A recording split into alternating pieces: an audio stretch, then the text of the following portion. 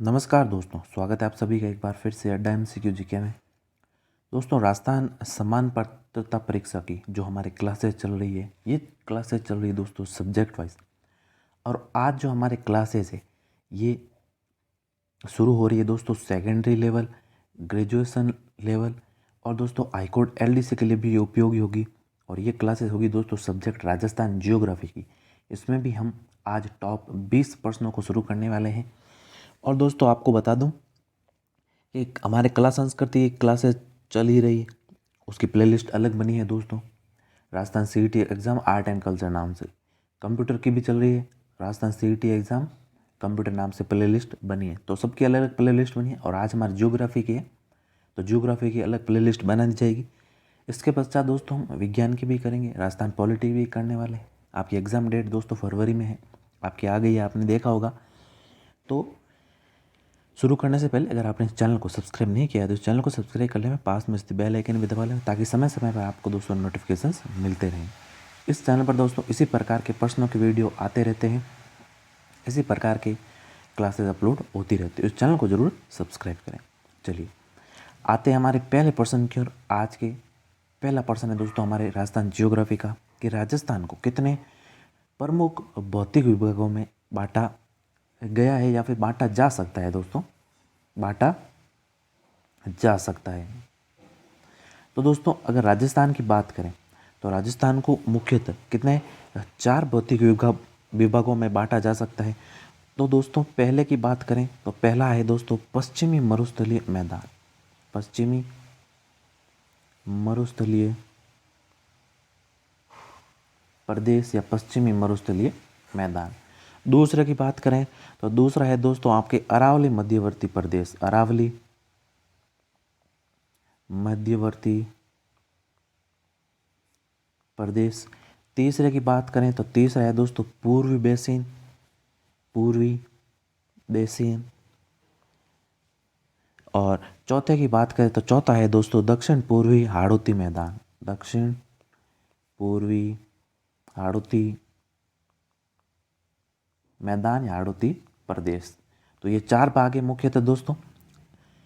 तो ब विकल्प है जो हमारे इस प्रश्न का सही उत्तर है। चलिए 2 नंबर है प्रश्न आपके सामने कि अरावली प्रदेश का भाग नहीं है। तो इनमें से दोस्तों बात करें अरावली प्रदेश का कौन सा भाग है जो नहीं है, वो है दोस्तों इनमें से विकल्प द विंध्यन खंड। कौन सा है दोस्तों? विंध्यन खंड है जो अरावली का भाग नहीं है। अब दोस्तों अगर अरावली के भागों की बात करें तो ये दोस्तों राजस्थान,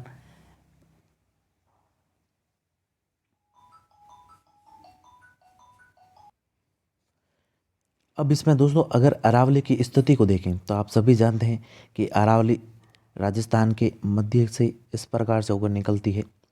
अब इसके भागों को देखिए तो यहाँ पर जो भाग है ये भाग है दोस्तों कौन सा? अलवर खंड। कौन सा है? अलवर खंड।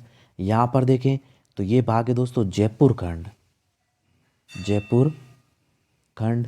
यहाँ पर देखें तो ये है दोस्तों उदयपुर खंड, उदयपुर खंड। और इस भाग को देखें तो ये है आपके आबू खंड। कौन सा है? आबू खंड। तो ये जो अरावली है इसके मुख्यतः 4 भाग है। इनमें से ये आबू खंड भी है जिसकी स्थिति है दोस्तों यहाँ पर, अलवर खंड भी है जिसकी स्थिति दोस्तों यहाँ पर है, जयपुर खंड भी है जिसकी स्थिति यहाँ पर है, एक है दोस्तों उदयपुर खंड जो की स्थिति यहाँ पर है। इनमें से जो विंध्यन खंड है ये अरावली प्रदेश का भाग नहीं है। तो जो द विकल्प होगा हमारे इसका सही उत्तर हो जाएगा। 3 नंबर प्रश्न है आपके सामने, पूर्वी बेसिन मैदान का भाग नहीं है। तो इनमें से कौन सा है जो पूर्वी बेसिन मैदान का भाग है वो नहीं है। इनमें से दोस्तों चंबल बेसिन है, ये तो पूर्वी बेसिन मैदान का भाग है। छप्पन बेसिन भी है, बनास बेसिन भी है। लेकिन जो लूनी बेसिन है, लूनी बेसिन दोस्तों पूर्वी बेसिन का भाग नहीं है। ये पश्चिमी मरुस्थलीय अर्धशुष्क का भाग है। किसका भाग है? पश्चिमी मरुस्थलीय प्रदेश का भाग है, पश्चिमी मरुस्थलीय का भाग है। तो जो ब विकल्प है वो हमारे यहाँ पर सही उत्तर होगा। चलिए 4 नंबर प्रश्न है आपके सामने दोस्तों, बताइए क्या होगा इसका सही उत्तर? बालू का स्तूपों के प्रकार नहीं है, बालू का स्तूपों के प्रकार नहीं है। तो इनमें से कौन सा है जो बालू का स्तूपों के प्रकार नहीं है? अब दोस्तों इनमें से पैराबोलिक बरखान, रेक्य, ये तो तीनों बालू का स्तूपों के भाग है। लेकिन इनमें से जो इंसलबर्ग है, ये इंसलबर्ग दोस्तों हम कटी फटी पहाड़ियों को कहते हैं, ना कि ये बालू का स्तूपों के भाग है। लेकिन जो ये तीन है ये बालू का स्तूपों के प्रकार है। सॉरी, प्रकार के बारे में पूछा है। ये तीनों है पैराबोलिक, बरखान और रेक्य, ये तीनों बालू का स्तूपों के प्रकार है। लेकिन इनमें से इंसलबर्ग है ये बालू का स्तूपों का प्रकार नहीं होगा। तो जो द विकल्प है वो यहाँ पर सही उत्तर है। 5 नंबर प्रश्न है आपके सामने, लूनी की सहायक नदी नहीं है। तो इनमें से कौन सी नदी है जो लूनी की सहायक नदी नहीं है? तो देखिए, इनमें से जोजरी, सूकड़ी, गुहिया, और बात करें तो दोस्तों मेठड़ी, और बात करें तो आपके हैं बांडी और सागी। तो ये सभी है जो लूनी की सहायक नदियाँ हैं। लेकिन इनमें से मेंथा नदी दोस्तों सहायक नदी नहीं है लूनी की। द विकल्प सही उत्तर होगा। अब अगला प्रश्न है दोस्तों, जालोर सिवाना की पहाड़ियाँ बनी हैं। तो इनमें से दोस्तों जो विकल्प स है, जालोर ग्रेनाइट तथा रायोलाइट से बनी है। स विकल्प होगा यहाँ पर सही उत्तर। अगला 7 नंबर प्रश्न है दोस्तों, कुंभलगढ़ और गोगुंदा के बीच पठार स्थित है। तो कुंभलगढ़ और गोगुंदा के बीच इनमें से जो पठार है वो है दोस्तों बोराट का पठार। कौन सा है? बोराट का पठार। ब विकल्प होगा यहाँ पर सही उत्तर। 8 नंबर प्रश्न है दोस्तों, जयसमंद झील के पूर्व में पठार स्थित है। तो जयसमंद झील के पूर्व में पठार है, ये है लसाड़िया का पठार। स विकल्प हो जाएगा यहाँ पर सही उत्तर। 9 नंबर प्रश्न दोस्तों, संतों का शिखर से संबंधित है। तो दोस्तों गुरु शिखर किसको दोस्तों? गुरु शिखर को घोड़े वाला बाबा कर्नल जेम्स टॉड ने संतों का शिखर कहा। तो अविकल्प यहाँ पर सही उत्तर होगा। 10 नंबर प्रश्न है दोस्तों, चूलिया जलप्रपात नदी पर स्थित है, यानी चूलिया जलप्रपात है वो कौन सी नदी पर स्थित है? वो है दोस्तों चंबल नदी पर। स विकल्प यहाँ सही उत्तर हो जाएगा।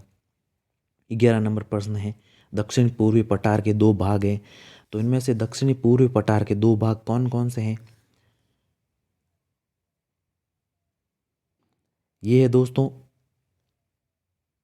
विंध्यन का पठार और दक्कन का पठार। तो जो ब विकल्प होगा वो यहाँ पर सही उत्तर हो जाएगा।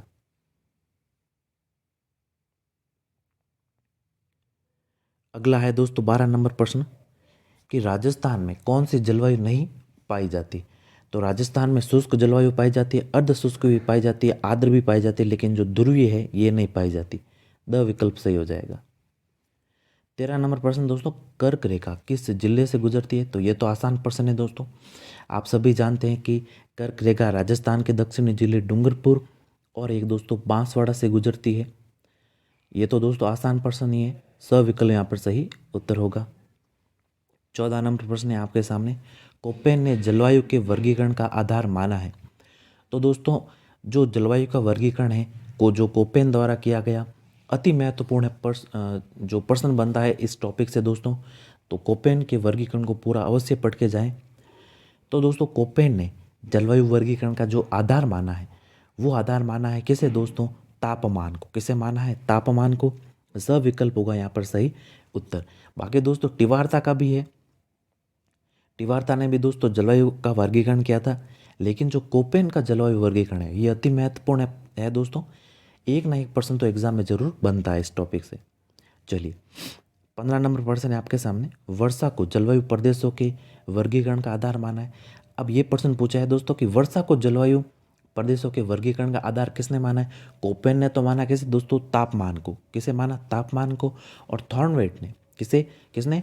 थॉर्नवेट ने दोस्तों वर्षा को जलवायु प्रदेशों के वर्गीकरण का आधार माना। तो जो द विकल्प होगा वो यहाँ सही उत्तर हो जाएगा। 16 नंबर प्रश्न है आपके सामने कि केंद्रीय ऊंट प्रजनन केंद्र स्थित है। तो केंद्रीय ऊंट प्रजनन केंद्र ये है दोस्तों जोड़बीड़ में। कहाँ पर है? जोड़बीड़ में, जो कि कहाँ पर है दोस्तों? बीकानेर में। कहाँ पर है? बीकानेर में। और इसकी स्थापना 1984 में कब हुई थी? 1984 में इसकी स्थापना हुई थी। जो ब विकल्प होगा सही उत्तर।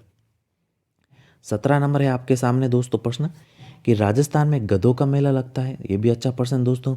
तो राजस्थान में जयपुर में। कहाँ पर दोस्तों? जयपुर में। जयपुर में भी दोस्तों लूणियावास नामक स्थान पर दोस्तों गधों का मेला लगता है। और लूणियावास में भी दोस्तों एक माता का मंदिर है। ये है दोस्तों माता खनकाणी माता। कौन सी? खनकाणी माता मंदिर के परिसर में दोस्तों गधों का मेला लगता है। कहाँ पर? लूणियावास में। तो जो अविकल्प है वो यहाँ पर हमारे सही उत्तर होगा। अगला प्रश्न है आपके सामने 18 नंबर प्रश्न दोस्तों, राजस्थान का प्रवेश द्वार किसे कहते हैं? ये भी अच्छा प्रश्न दोस्तों। तो राजस्थान का प्रवेश द्वार, पूरी द्वार कहा जाता है दोस्तों किसे?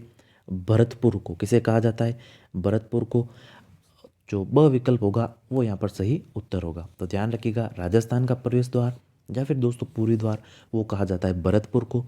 ब विकल्प यहाँ पर सही उत्तर हो जाएगा। और दोस्तों एक राजस्थान का सिंह द्वार के नाम से भी प्रश्न बनता है कि राजस्थान का सिंह द्वार किसे कहा जाता है? तो किसे कहा जाता है? अलवर को। किसे कहा जाता है दोस्तों? सिंहद्वार अलवर को। तो इसको भी ध्यान रखिएगा, इससे भी महत्वपूर्ण प्रश्न बनता है। तो इस प्रश्न का तो सही उत्तर है हमारे विकल्प ब। 19 नंबर प्रश्न, जल मटलों की नहीं जल महलों है यहाँ पर दोस्तों। जल महलों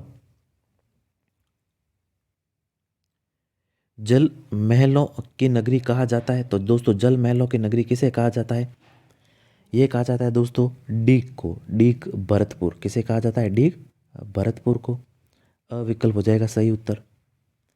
अंतिम प्रश्न है आपके सामने, राजस्थान का वट अभ्यारण्य जो हरे कबूतरों के लिए प्रसिद्ध है, तो ये है दोस्तों कौन सा? सरिस्का, जो कि है दोस्तों आप सभी जानते हैं कहाँ पर है? अलवर में।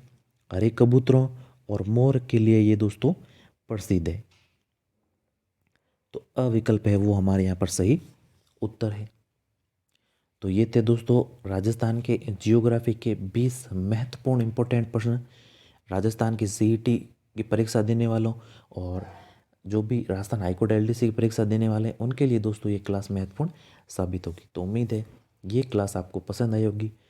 अगर पसंद आया तो वीडियो को लाइक भी कर दे, शेयर भी कर दे अपने दोस्तों के साथ, और अगर चैनल पर नए हैं तो इस चैनल को भी सब्सक्राइब कर दे। मिलते हैं जल्दी नए वीडियो में, नए क्लास में। तब तक के लिए जय हिंद, वंदे मातरम।